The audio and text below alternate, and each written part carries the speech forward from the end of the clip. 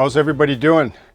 So, model railroad Nirvana has really nothing to do with scenery, but everything to do with reliability.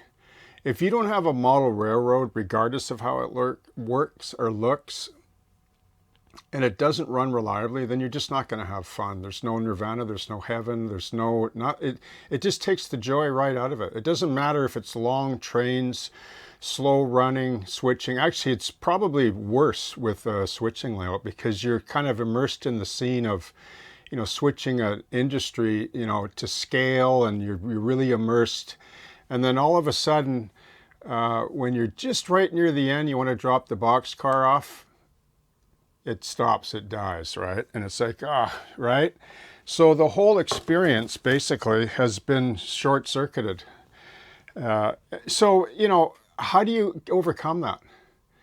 Like, what is the best way to try to create, not a perfect running system, because model railroads will probably disappoint, when you least expect it. But I want to show you a basic fundamental of model railroad wiring that I've been practicing for, over 30 years now, easily. Probably 40 when I read a book from a master that said, you need to learn what a bus wire system is. And this is the basic way to wire track. There's many deviations from it. I'm not going to get into those because they're all, relevant, right? We revise certain practices and so on to suit our style. But there are incorrect ways to do it in the long run. Like if you're going to build a layout that's fixed and you're going to keep for a long time, you want the track to be reliable, right? You want your problems to be maybe just the locomotive. Maybe it's an issue with dirty track, or it's just the locomotive needs to be looked at. But you don't want to be also chasing track connectivity or faulty wiring or dead spots. Like I've seen that too, where people have a dead spot on their layout and they never get around to fixing it, and they dread going on to that section. On River Road here, I'm so thankful because I really took that approach to be thorough about my track wiring, like multiple feeders on each 3-foot section of track, right? At least 2 sets of feeders I put on a 3-foot section of track. And frankly, I'll tell you, there's nowhere on this layout that I don't enjoy running. There's no area that I try to avoid because my locomotive slows down or it stalls there all the time. Well, there's a solution to that problem. And I'm going to show you in a fairly short clip, a fragmented clip that I took a whole bunch of video of, and I'm trying to break down into separate little features like this to show how I approach wiring. And whenever I have a problem, I know it's not my wiring under the layout. It has to be something else. And we need a clear path to solve our problems, right? So that we can have model railroad Nirvana regardless of how it looks to each individual, okay? So let me share that with you and you can take it from there, and I hope that you have happy Nirvana model railroading.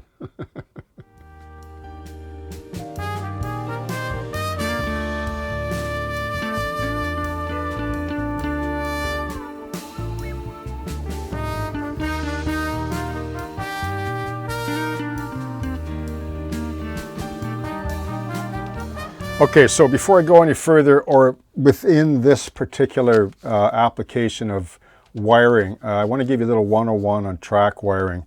Okay, so there is a right way to do it. Okay, now I know how people get, this can do it whatever way.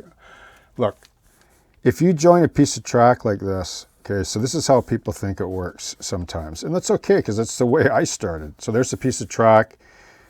You run your positive here, your negative here.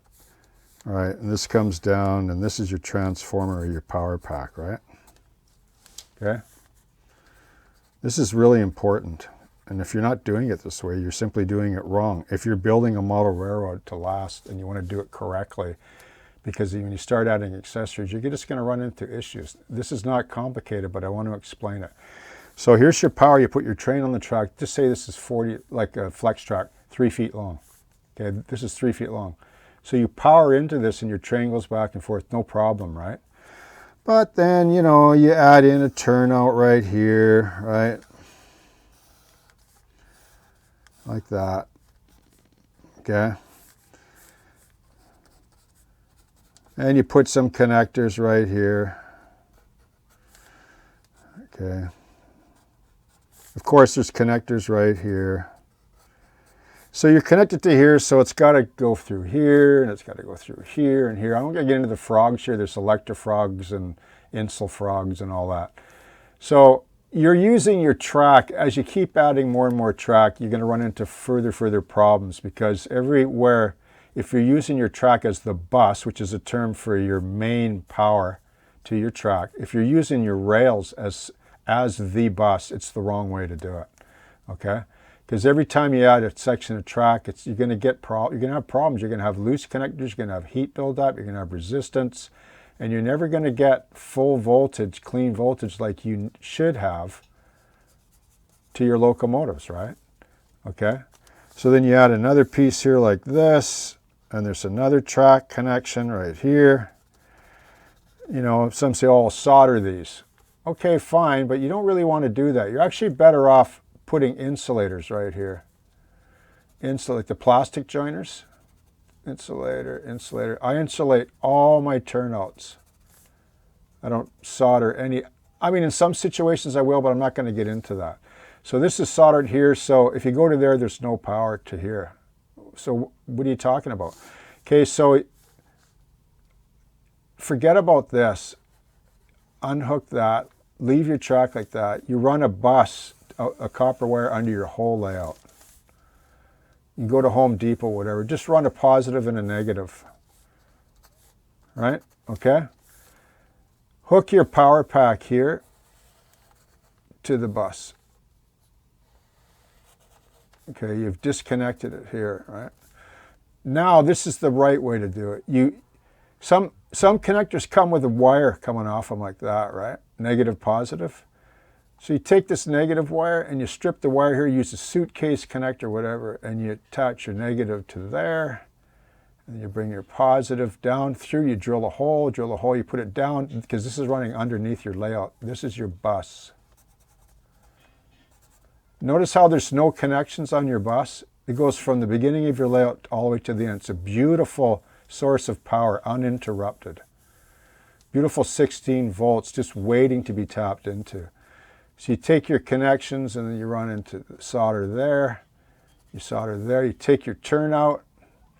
You do the same, negative there, positive there. You do this one's isolated, so you solder this one down through, this one to here. If you do it this way and your connections are good, you will never have electrical problems ever again on your model railroad.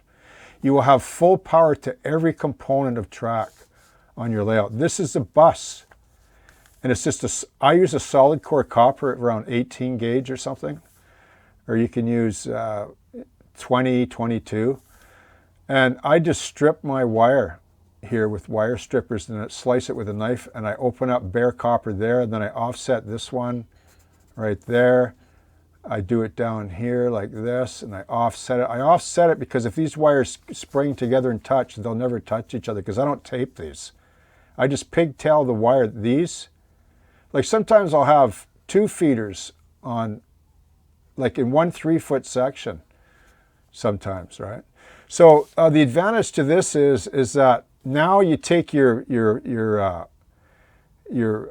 turnout, right? And your turnout is isolated. So if you ever have a short or whatever, like everything is isolated, you can troubleshoot easy. And you'll never have problems with resistance here because you've tapped into your bus underneath, right?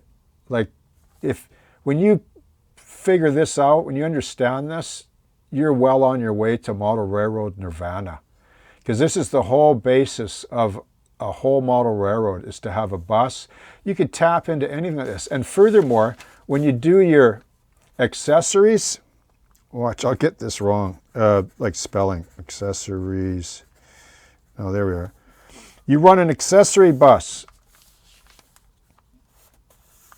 the same way. And then you have another little DC power pack, and it, plugs positive, negative, right? Now when you want to run lights to your buildings, like this is positive, right? This is negative.